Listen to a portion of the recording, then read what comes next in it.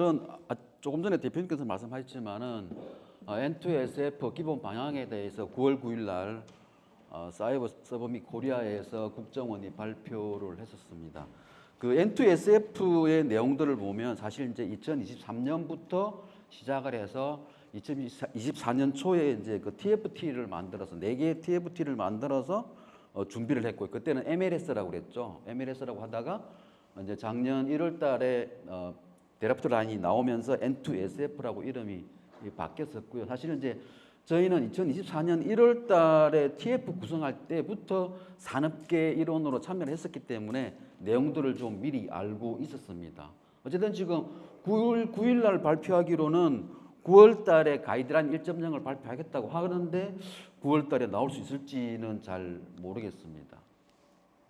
자, 어쨌든 저희가 드래프트 라인으로 보면은 6개의 대분류에 26개의 중분류, 거기에 176개의 통제 항목이 있습니다. 보시면 권한, 인정, 분리 격리, 그 다음에 통제 데이터, 정보 자산, 이렇게 크게는 6개의 카테고리고 정분류로 봐서는 26개, 그 다음에 소항목까지 합치면 176개라는 어마어마하게 많다라고 생각을 했었습니다. 그래서 과연 이걸 다 지킬 수 있을까?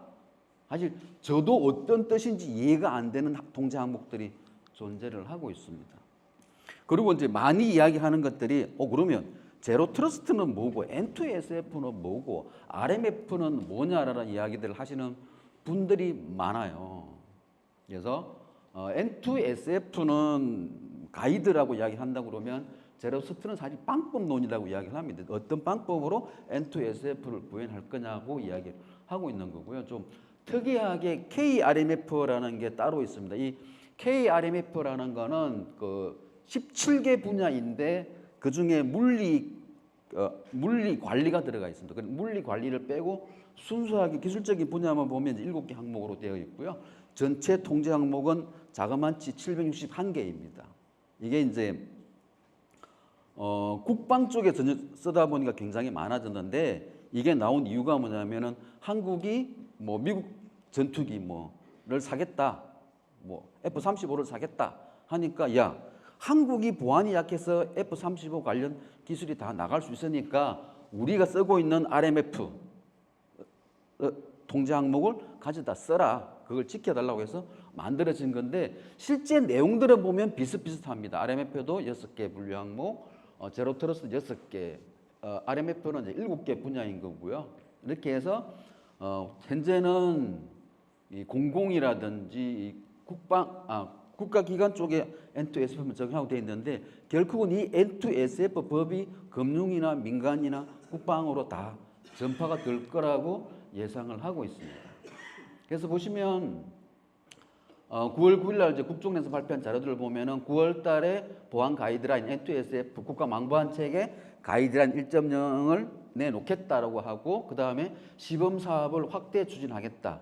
국가보안 기본 지침에 명문화하겠다. 아까 잠깐 말씀드렸지만은 40조, 41조가 망분리 관련 요건인데 40조, 41조를 없애겠다라고 이야기를 했습니다. 그런 이야기를 하고 있고 그 다음에 이제 이런 클라우드에 대한 보안들을 허용하겠다. 결국은 민감 정보가 있더라도 이게 민간 또는 공공에 공동 활용할 수 있는 클라우드를 정립을 하겠다는 이야기들. 그 다음에 세카스. 이런 지금 우리 RBI라든지 실드 ID라든지 이런 ICAM이라든지 이런 것들이 기존의 공공에는 설치형 외에는 못 들어갔어요. 근데 이제 사스형, 세카스, 사스형으로 쓰는 것을 허용을 하겠다. 이렇게 이야기를 하고 있습니다. 그래서 올 1월 달에 나왔던 거하고 지난주에 나왔던 거를 좀 비교를 좀 해봤습니다. 비교를 해보면은 그 1월 달에 나올 때는 브록2라는 게 비공개였어요. 그러니까 모델이 8개의 모델이 들어있는 게 비공개였는데 이번에 할 때는 브록2도 일반에 공개를 하겠다라고 이야기를 하고 있습니다. 그리고 적용 절차는 이제 준비, 등급, 분류, 위협, 식별, 대책, 수립, 평가 이런 식으로 5단계였는데 똑같은 5단계로 가지만 더 디테일하게 가져가겠다라는 이야기가 있고요. 그 다음에 통제 항목은 6개 항목은 그대로입니다. 권한, 인정, 분리, 격리, 통제, 데이터, 정보, 자산 6개 항목은 똑같은데 세부 항목은 176개에서 268개로 어마어마하게 늘어났습니다. 그리고 특히 이제 중분류 중에서 저 통제라는 중분류에 통제라는 대분류에 CDS라는 중분류가 새로 들어갔습니다. 그래서 이 가이드라인 1.0에 보면은 이 RBI가 되게 강조가 됐고, 그 다음에 CDS 크로스 도메인 솔루션이 되게 강조됐다라는 게 특징입니다. 그리고 블록 2의 8개 모델에서 블록 2에는 11개의 모델이 나올 걸로 예상이 되고 있습니다. 기존의 8개의 모델에 추가해서 CDS가 적용된 모델 하나, 그 다음에 앞으로 공공에서도 업무용 와이파이를 허용하겠다고 해서 업무용 와이파이를 쓸 수 있는 모델이 하나 나올 거고요. 그 다음에 공공에서 업무용 모바일을 쓸 수가 없었어요. 모바일에서 업무 시스템을 쓸 수가 없었는데 O 영역에 대해서는 모바일을 쓰게 허용하겠다라고 해서 그 세 가지의 모델이 추가돼서 나올 걸로 예정을 하고 있습니다. 그리고 실증 모델, 이번에 국정원에서 발표할 때는 6가지의 실증 모델에 대해서 소개를 하고 있습니다. 특허청, 국가과학기술연구회, 한국은행, KDN 등을 이제 언급을 했고요. 그리고 이제 앞에서도 계속 말씀드렸지만은 시큐리티, 즉 보안 솔루션들을 SaaS로 쓰는 것들, 특히 ICAM이라든지 이런 인증 관련되는 것들, 그다음에 RBI 관련되는 DLP 관련되는 이런 것들을 앞으로 확산을 시키겠다 해서 내년 12월까지 완전히 확대를 하겠다라고 선언을 했습니다. 이걸 조금 더 상세하게 좀 종류별로 살펴보면요. 지금 보이는 게 드래프트 라인에서 1.0으로 늘어난 개수입니다. 권한에서는 28개가 37개로 통제 항목이 늘어났고요. 그래서 보면은 뭐 채소 권한이라든지 식별자 관리라든지 계정 관리, 특히 계정 관리가 되게 많이 늘어났죠. 5개나 늘어났습니다.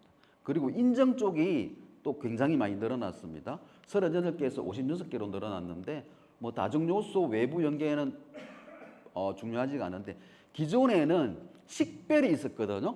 드래프트에는 식별이라고 있었습니다. 아이덴티라고 있었는데 이게 단말 인증이라는 걸로 바뀌었습니다. 그러면서 통제 항목이 7가지로 늘어났습니다. 그런 부분들, 그 다음에 인정 보호에 대한 거, 인정 정책 수당에 관한 거, 그 다음에 분리 격리에 대해서도 많이 늘어난 부분들이 있습니다. 이 부분들이 보면은 이제 뭐 기존에는 모호하게 하드웨어를 분리해라, OS를 분리해라, 어플리케이션을 분리해라 이런 모호한 부분들이 좀 없어지고 명확하게 구분이 되고 모델별로 좀 진행이 분류가 된 걸로 알고 있습니다. 그리고 이 통제 항목이 원래도 되게 많았는데 49개로 많았는데 이번에 84개로 거의 35개가 늘어난 그런 케이스고요. 보시면 이제 뭐 특히 이제 CDS라고 해서 14개가 추가되어 있는 그러한 부분들이 있습니다. 그리고 이 우리가 CSO로 분류해라라고 하는 것들이 이 통제 항목에 들어 있습니다. 통제 항목에 문서를 분류해라라고 들어 있기 때문에 이런 정보의 흐름에서 CSO를 분류하라라고 되어 있거든요. 그래서 같은 이런 맥락에서도 많이 늘어났다라는 거고요.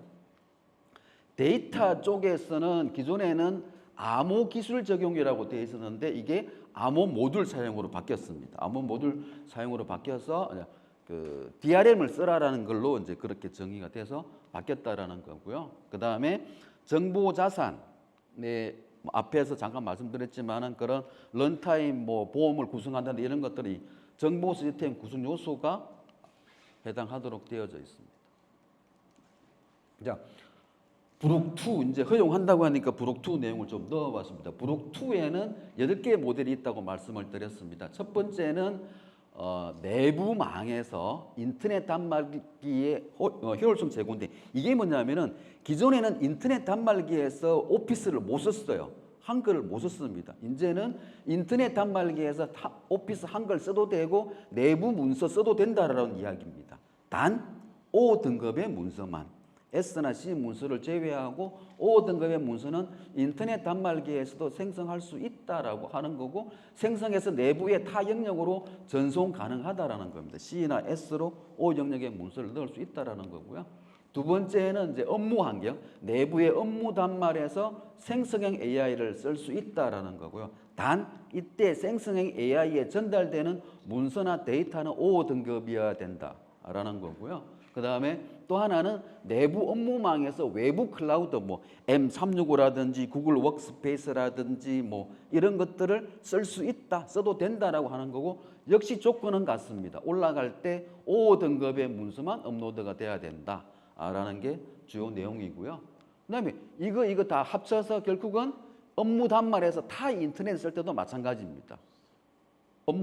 인터넷에 업로드되는 문서는 5등급의 문서만 허용을 해야 된다. 결국은 요 앞에 걸 제외하고 1, 2, 3번은 똑같습니다.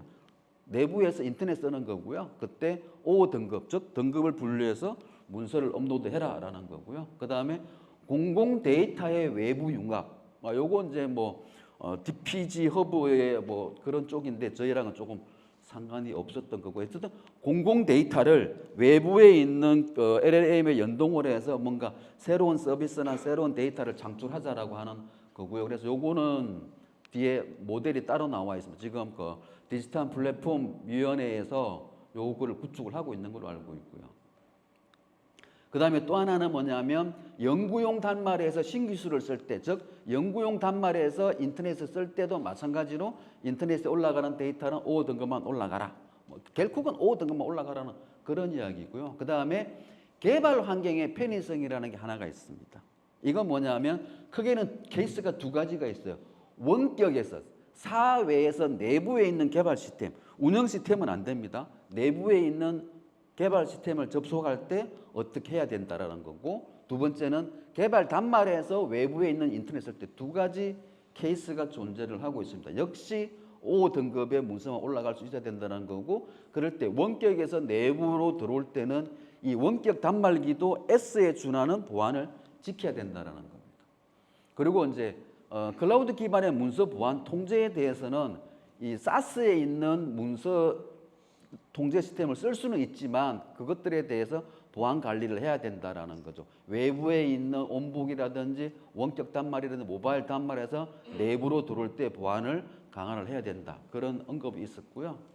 그리고 아까도 이제 설명드렸다시피 CS가 적용된 모델, 그 다음에 업무용으로 와이파이를 쓰는 모델, 그 다음에 모바일, 그러니까 공공에서 모바일을 이용해서 뭐 행정을 한다든지 뭐 산불 감시를 한다든지 홍수 예방을 한다든지 그런 것들을 앞으로 쓸 수 있다라고 구체적으로 명시를 하고 있습니다.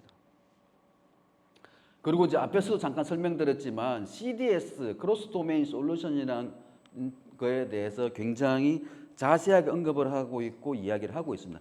결국은 내부망 인터넷 이것들이 도메인이 달라지는 거거든요. 그래서 크로스 도메인이 왜 필요하냐고 설명을 좀 드려보면, 자, 내부에 있는 망에서 내부에 있는 사용자가 뭐 어떤 외부에 있는 또는 더 내부에 있는 폐쇄된 시스템에 접속을 할 때 위치가 달라지는 망에서 갈 때를 CDS를 해야 된다라고 이야기를 하고 있습니다. 자, 그러면 어떻게 할 거냐? 이 망에 망갈 때 CDS라는 솔루션을 뭐 여러 가지 나올 수도 있는데 저희가 이야기하고 있는 거는 크게 두 가지입니다. 자, 대부분은 웹 시스템이기 때문에 웹 시스템을 쓰는 거는 이쪽에 있는 소스 도메인에서 타겟 도메인으로 들어갈 때 RBI를 통해서 가면 된다라는 거죠. 그러면 CDS에서 요구하는 거의 99.9%를 다 지킬 수가 있습니다. N2SF에서 나오는 망 간에 뭔가를 지켜야 되는 보안이 있으면 단말기 통제부터 이런 뭐 멜웨어라든지 소스라든지 크레덴셜 프로텍션 같은 것들을 다 지킬 수 있다라고 말씀을 드릴 수가 있습니다. 그런데 그 N2SF 구중에 나와 있는 것 중에 하나가 뭐냐면, 자, 인증, 사용자 정보를 망하고 망 사이에 어떻게 연결을 할 거냐, 이쪽에 쓰던 아이디를 이쪽에 쓰면 안 된다 이렇게 이야기를 하고 있거든요. 내부에 쓰던 아이디가 인터넷의 아이디하고 동일하면 안 된다. 그러면 아이디가 유출될 수 있기 때문에 그런 이야기들을 실제 일전명을 보신 분들은 읽어보셨을 거예요. 자, 그럴 때 사용하는 게 스킴이라고 이야기합니다.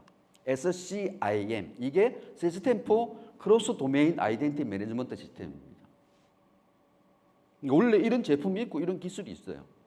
망하고 망가이에 인증 정보를 넘겨줄 때 쓰는 게 스킴이라는 거고요. 스킴이라는 거를 프로비징해서 A 도메인에서 B 도메인 넘어갈 때 그런 정보들을, 사용자 정보들을, 인사 연동 정보들을 넘기는 걸 스킴이라고 이야기하는데, 저희 소프트 캠프는 실드 아이디라는 제품이 이 스킴 스킴이라는 것을 지원을 한다. 그래서 망과 망사에 쓰는 것도 저희 실드 게이트를 통해 쓰면은 이 스킨까지 같이 처리가 된다. 이렇게 설명을 드릴 수가 있습니다. 조금 더 자세하게 설명을 드려보면, 자, 기존의 내부망 또는 업무망에 업무 시스템이 있고 레가시 IAM이 있고 업무용 아이디가 있을 텐데 사용자가 이 아이디로 로그인을 할 텐데 뭐 클라우드나 사스나 또는 인터넷 써야 될 때는 이 아이디하고 틀려야 된다라는 거죠. 그죠? 그렇지만은 싱글 사인온은 돼야 되고 아이디에 디스플레이 되는 표시되는 값은 다르지만 뒤에 숨겨져 있는 오브젝트 GUID는 같아야 된다라는 거죠. 이런 것들을 저희는 다 지원할 수가 있다. 그리고 내부망하고도 스킴, 외부망으로도 스킴해서 여기에 있는 인사 정보를 이쪽으로 투영한다든지 이런 것들이 가능하다라는 거고요. 또 하나 그런 것들에 대해서 제로 트러스트 정책을 다 갈 수가 있다.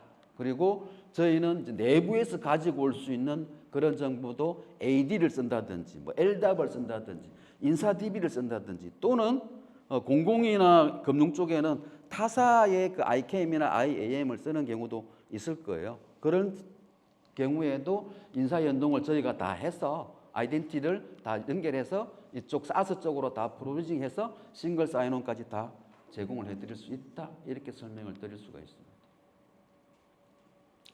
그래서 뭐 깊게는 설명을 안 드리겠습니다만은 이미 아이디 단계에서부터 누가 들어오면 아이디 패스워드, 누가 들어오면 아이디 패스워드 플러스 OTP, 어느 PC에서 들어오면 어떤 행위를 할 때 어떻게 한다라는 이런 것들이 이미 저희 실드 아이디 플러스 실드 게이트에 다 포함이 되어 있다라고 설명을 드리겠습니다. 자, 지금부터는 실제로 실증 사업을 위주로 좀 설명을 드리겠습니다. 저희가 지난 5월부터 KB국민은행에 2025년도 제로 트러스트 실증 사업을 이미 하고 있습니다. 그런데 이 국민은행에서 지금 적용하고 있는 모델이 이 모델이고요. 근데 제로 트러스트 실증 사업인데 실제적으로는 N2SF를 염두에 뒀어요. 아까 이야기했던 N2SF 내부에서 인터넷 쓰는데 O 업무 시스템만 인터넷에 올라가야 된다라고 몇 번 말씀을 드렸지 않습니까? 그 모델이 그대로 적용되는 모델입니다. 그래서 이 주황색은 국민은행이 기존에 가지고 있던 시스템들이고요. 이번에 저희 소프트 캠프가 요 파란색 부분들이 들어가서 내용이 뭐냐면은 사스 단말기에서 마이크로소프트 팀즈에 업로드를 하는데 O 등급의 문서만 업로드 될 수 있도록 하는 겁니다. 자, DRM 문서를 먼저 풀어서 마이크로소프트 MIP라는 마이크로소프트 DRM으로 바꾸는데 문서를 검색을 해서 O 등급만 올라가도록 그렇게 처리하는 그런 시스템이 되겠습니다. 그러니까 C 등급이나 S 등급이 있으면 올라가지 못하도록 하는 등급이고요. 그래서 이 국민은행의 제로트러스트 실증 사업은 9월까지 완료고 10월 달에 이제 업무 시스템에 직접 적용하는 이미 개발은 다 끝나 있는 그런 상태입니다. 그래서 그 N2SF에서 가장 중요하게 생각하는 게 CSO 등급을 나누는 겁니다. 나눈 다음에 관리가 돼야 되는 거거든요. 그래서 저희는 이미 관리센터에 관리자가 보안 레이블을 넣을 수 있도록 되어 있어요. 어떤 사람들의 어떤 그룹에 대해서 뭐 공개를 몇 개, 기밀을 몇 개, 보안을 몇 개 이런 식으로 관리자 페이지에서 사전에 등급을 생성하고 하위 등급을 생성한다든지 하면은 이렇게 등록된 등급은 DRM에 있는 우리 DRM DS6의 에이전트라든지 아니면 서비스링크의 구속 버전인 SDF라든지 그 다음에 클라우드에서는 CDRM 등에서 정책적으로 쓸 수가 있습니다. 얘는 S니까 어느 디스크에는 들어가고 어느 디스크에는 못 들어가. 얘는 O니까 인터넷 올라갈 수 있다. 얘는 S니까 못 올라간다. 이런 것들을 조건부적으로 정책적으로 세팅이 가능하다라는 거죠. 그리고 이제 사실 이 CSO 문서를 새로 만들어지는 문서는 분류하기가 쉬운데 기존 문서를 좀 분류하기는 어려운데 어쨌든 저희는 뭐냐면 탐색기에서 마우스 우클릭해서 CSO를 사용자가 수동으로 분류할 수 있는 기능을 제공을 해드립니다. 네. 그리고 이제 기본적으로 저희 소프트 캠프는 향후 출시되는 DRM에 대해서 CSO 등급을 통제하는 기능을 기본으로 탑재를 합니다. 그래서 파일 내에다가 숨겨진 은닉되어 있는 정보로 CSO 등급을 삽입을 합니다. 그리고 나중에 그 문서가 움직일 때, 유통이 될 때 CSO 등급을 판단을 해서 허용할 건지 차단할 건지 뭐 이런 것들을 정책을 가져갑니다. 그래서 이 CSO 등급에서 또 하나는 뭐 당연한 이야기겠지만 상위로 올리는 건 허용, 하위로 떨어뜨리는 거는 차단, 뭐 결제받고 내린다든지 이런 것들. 그리고 이 CSO라는 등급은 DRM이 걸려있든 MIP가 걸려있든 그냥 뭐 일반 문서로 있든 이런 것들이 다 문서가 변환이 되더라도 저 등급은 변하지 않도록 하는 그런 기능들을 같이 제공을 해드릴 겁니다. 그래서 CS 등급은 우호나 인터넷이나 사스에 못 가도록 하는 그런 것들을 제공을 해드릴 겁니다. 그리고 기본적으로 아이콘으로 또 사람이 눈으로 봐야 이게 C인지 S인지 O인지 알아야지 관리하기가 쉽습니다. 그래서 기본적으로 아이콘으로 요건 C야, 요건 S야, 요건 O야, 요건 뭐 S인데 뭐 마이크로소프트로 암호화 걸린 거야. 요거는 소프트 캠프로 암호화 걸린 거야. 이런 것들을 직관적으로 볼 수 있도록 해서 사용자가 빨리 이건 C니까 업로드 하려고 생각도 안 하겠죠. 그런 것들을 지원해 드린다라는 거고요. 그리고 이제 그 업무 시스템에서 다운로드 될 때 뭔가 업무 시스템의 중요도에 대해서 업무 시스템에 CSO라고 등급을 부여를 했다고 하면은 거기에 따라서 C 업무 시스템에서 문서가 다운로드되면 S에서 다운로드되면 S로, O에서 다운로드되면 S로 등급을 하는데 이때는 문서의 헤드에 사용자 눈에는 보이지 않지만 헤드의 은닉 정보로 다운로드되는 시스템 레이블, 시스템명, 다큐멘트 아이디, 그 다음에 고객의 커스텀 정보를 집어넣어서 계속 유통이 관리될 수 있도록 하는 그런 기능들을 제공을 해드릴 겁니다. 그래서 그 다운로드된 문서를 누가 편집해서 다른 이름으로 저장했다 하더라도 원래의 아이디를 다시 가지고 있도록 해서 어디서 어떤 문서가 어떻게 파생이 돼서 어떻게 유통이 됐다라는 것을 직관적으로 볼 수 있는 그러한 기능들을 제공을 해드릴 겁니다. 이 제품은 서비스 링크의 2.0 버전이라고 보시면 됩니다. 그래서 기존에 서비스 링크를 쓰고 있는데 그럼 업무 시스템 다 바꿔야 돼? 안 바꿔도 됩니다. 업무 시스템에 썼던 코드는 그대로 쓰실 수가 있고 뒤에 있는 시스템만 교체를 하면은 등급 관리까지 같이 쓰실 수가 있습니다.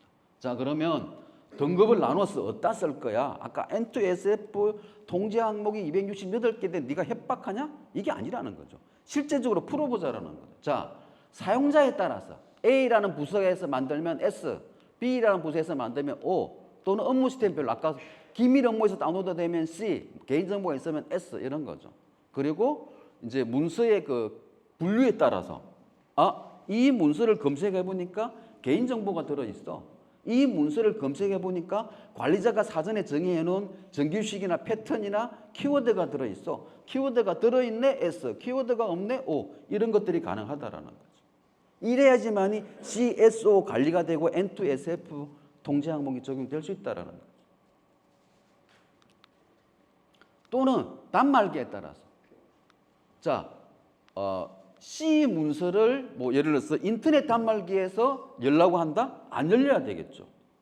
유통은 될 수 있어요. 어쩌다 흘러 들어갈 수 있지만은 열람이 안 돼야 됩니다. 또는 열람만 되고 편집이나 출력을 못하게 하겠다든지 열람 출력 편집 오니까 열람 출력 편집을 다 하겠다든지 부서별로 어떤 S등급의 문서가 어떤 마케팅 팀에 가면은 안 열리는데 뭐 기획팀에 가면 뭐 열린다든지 이런 것들이 이제 조금 더 세분화된 권한 관리들이 필요하다는 거죠. 기존에 우리 DRM에서 한 단계 더 진화되는 한 단계 더 크로스돼서 관리할 수 있는 게 이제 CSO 등급에 따라서 열람 편집 권한이 또 달라질 수 있다라는 거죠. 이런 것들이 바로 N2SF에서 요구하는 것들. 업로드할 때도 마찬가지죠. C 업무 시스템에 있던 문서를 다운로드했는데 이게 S로 업로드 된다 되면 안 되겠죠. 뭐 이런 것들에 대한 관리들. 아까 계속 제가 8개 모델 중에서 4개 모델이 인터넷 사용이라고 그랬는데 그 내용들이 뭐였냐면은 O 문서만 올라가야 된다는 거죠. S는 올라가면 안 된다라는 거죠. 인터넷으로. 어떻게 관리할 거냐고. 기존에 있는 솔루션들로 이게 가능할까요?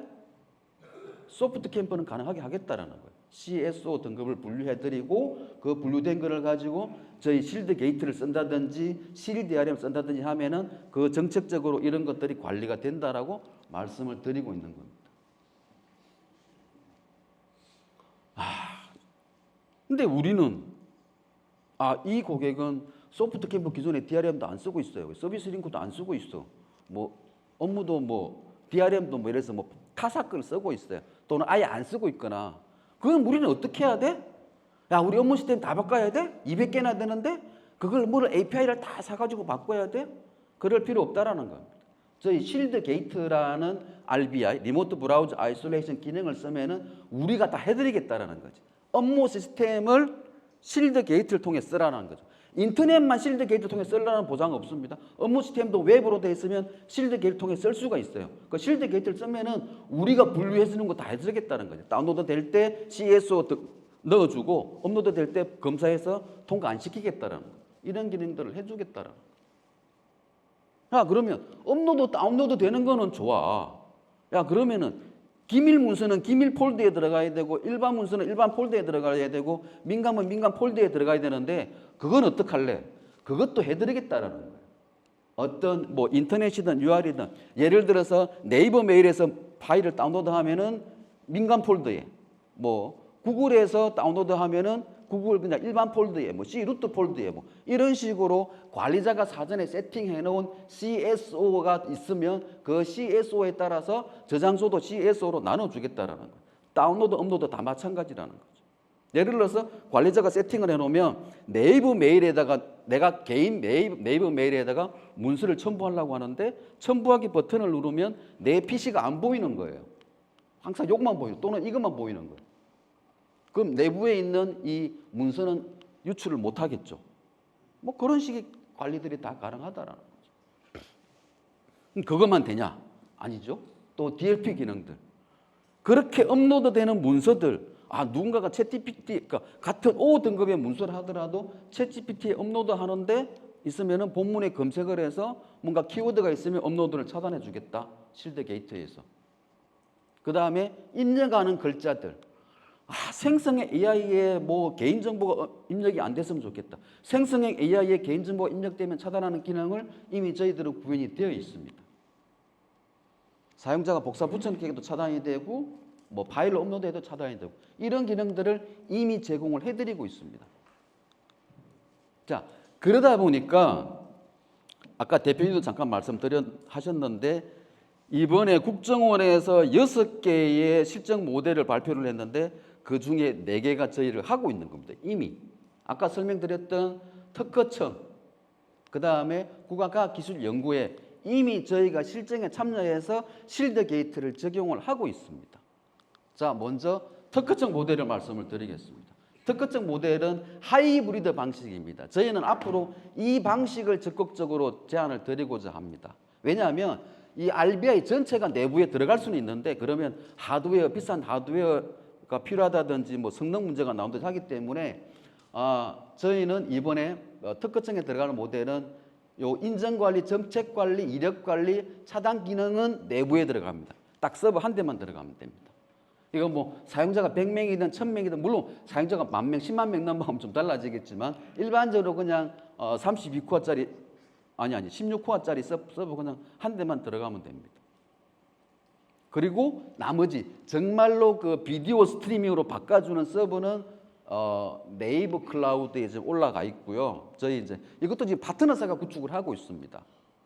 구축을 해서 지금 그 CSAP 인정이 본심사까지는 끝났고요. 거기서 본심사에서 나왔던 지적사항들을 개선하고 있는데 아마 9월달 정도면 뭐 늦어도 10월달이면 인정이 끝날 것 같습니다.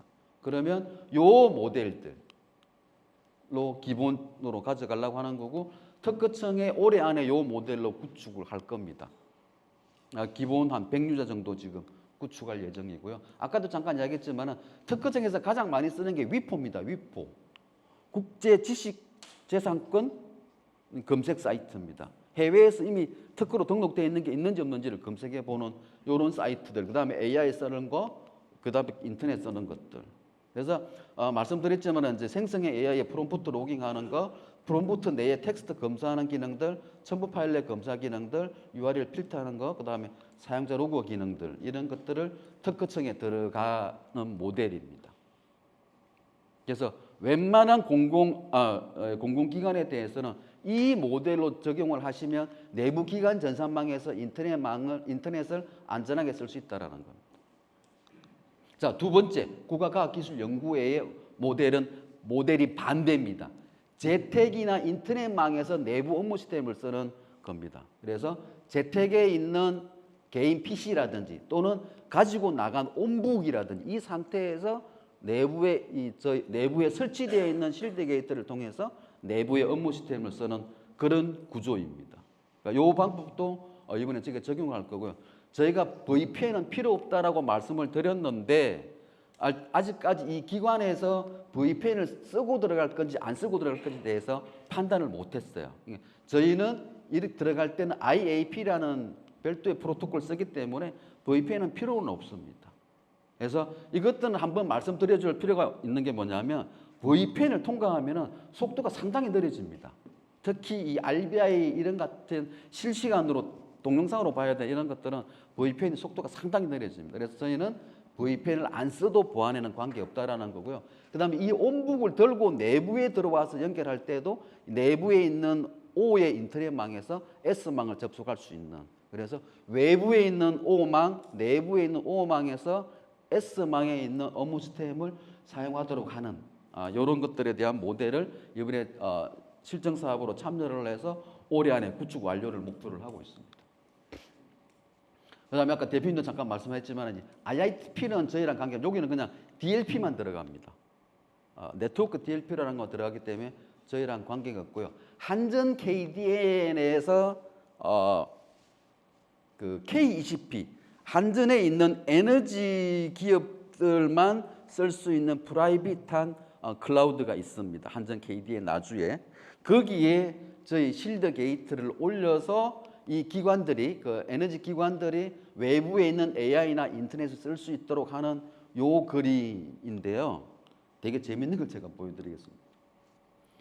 이게 저희 파트너사인 그 TIG 코리아에서 그 얼마 안 됐습니다. 얼마 전에 저희가 연구 과제로 한전 KDN에 제안했던 그 제안 장표 그대로입니다. 근데 보시면 요 그림이 보시면 똑같죠. 어떻게 이렇게 저작권도 없이 훔쳐가는지 모르겠습니다. 그래서 뭐 앞에 설명들하고 똑같습니다. 물리적 망분리를 대체하는 이제 다층 망간 웹 접속인데 사실 이 연구 사업은 사실 중소기업 핵심 기금으로 하려고 그랬는데 중소기업의 핵심 개발 기금으로는 하는 거는 저희가 수주를 못했습니다. 돈이 좀 없나 봐요. 어쨌든 기본적인 모델은 이게 들어가는데 지금 저희가 계속 POC를 하고 있습니다만은 이게 좀 어려움이 많은 게 이 K20P 클라우드가 네트워크가 굉장히 복잡합니다. 그래서 여기 사이에 막 방화벽이 두 개가 있고요. 두 개가 있다는 게 나란히 두 개가 있는 게 아니라 두 방화벽을 거쳐가야 되고 이쪽에도 세 개의 방화벽을 거쳐 나가야 됩니다. 그래서 그런 통신들을 지금 굉장히 어렵게 하고 있기 때문에 그런 것 때문에 저희가 지연이 되고 있고 현재 POC 진행 중에 있다라고 말씀을 드리고 있고요. 또 한전 KDN 자체 예산으로 그 연구 과제가 나왔습니다. 그래서 그 연구 과제도 지금 이제 막 제안이 되고 있는데 저희도 거기에 참여해서 제출할 생각입니다. 뭐 기능들에 대해서는 따로 설명을 안 드리겠습니다. 그리고 이제 행안부에서 하고 있는 이제 아까 말씀드린 범정부 초고대 AI 민감정보 필터링은 저희랑 사업이 관계가 없었고요. DPG 허브 내에 이제 외부 기관 연계하는 구간들도 저희하고는 관계가 없어 저희가 제안하지는 않았습니다. 그리고 한국은행에서 그 작년 11월 달에 RFP가 나왔어요. 이 사업에 대해서 이런 이제 내부 업무 또는 외부에 대해서 지속적인 이제 제로 트러스트 적용하고 RBI 적용하고 네트워크 통신에서 악성 코드 유입 최소화시키고 CSO 분류해야 된다. 11월 달에 나왔는데 저희도 그때 제안에 참여는 했었습니다. 근데 그쪽 담당자가 외국 제품만 좋아하시는 그런 성격을 가지신 분이라서 거의 뭐 쳐다보지도 않던 그런 뭐 있었습니다. 하여튼 그래서 안타깝게도 저희가 한국은행의 이 실적 모델에는 저희가 참여하지는 못했고요. 하지만 저희하고 똑같은 기술인 RBI 기술이 들어가 있어서 제공되어 있다라는 거고요.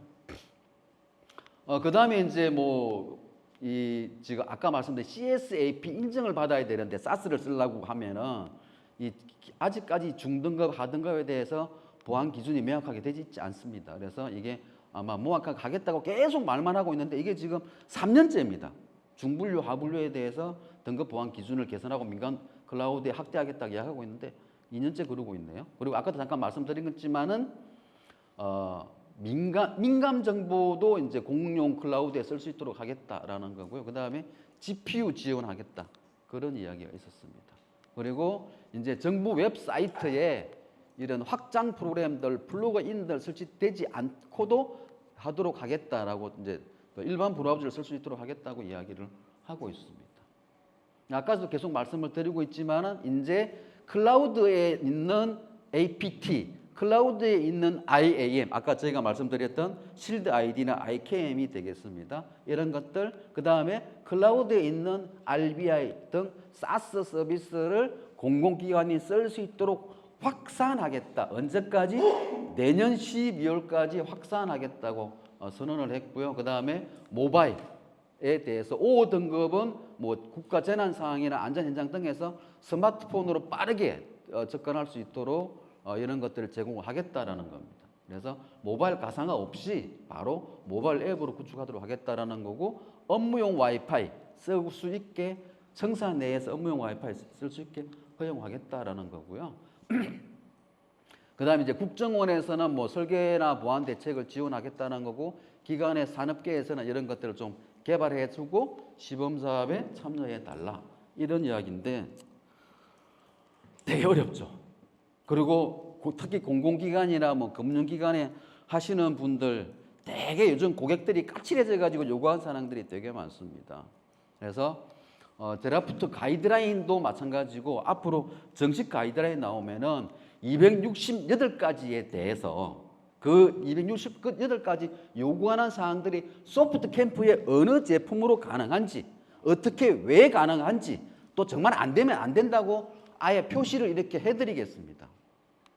그래서 여러분들한테 이 가이드를 전달드려서 어느 모델 그러면 뭐 지켜야 된다는 이 번호가 나오거든요. 그러니까 이 번호는 암호화된 정보 흐름 통제 DS도 되고요. Z캅, 그러니까 실드 게이트에 있는 Z캅이라는 제로도 정책으로도 되고 RBI로도 됩니다. 메타데이터 흐름 통제 다 됩니다. 이런 것들을 가지고 여러분들이 고객한테 서비스 할 수 있도록 하는 그러한 자료들을 제공을 해드릴 거고요. 요거에 대해서는 이제 정식 버전이 나오면 268가지를 다 나누어서 제공을 해드릴 거고, 혹시 우리 제품으로 100% 안 되는 게 있으면 여기 있었는데 이런 것들 포트, 인가되지 않은 포트를 장치 연결을 차단한다 이런 것들은 이제 다른 어떤 DLP를 쓰면 됩니다. 또는 실드 게이트와 DLP를 연결하면 됩니다. 실드 게이트와 나악을 연결하면 됩니다. 이런 것들을 저희가 가이드 문서를 해서 요 다음 시간에 설명하는 저희 서비스 포털에 등록해 드리도록 하겠습니다. 그리고 저희 실드 게이트는 7월 달에 보안 기능 확인서를 받았습니다. 그래서 공공에 납품이 되는데 전혀 문제가 없다라는 말씀을 드리면서 제 발표는 이것으로 마치겠습니다. 감사합니다.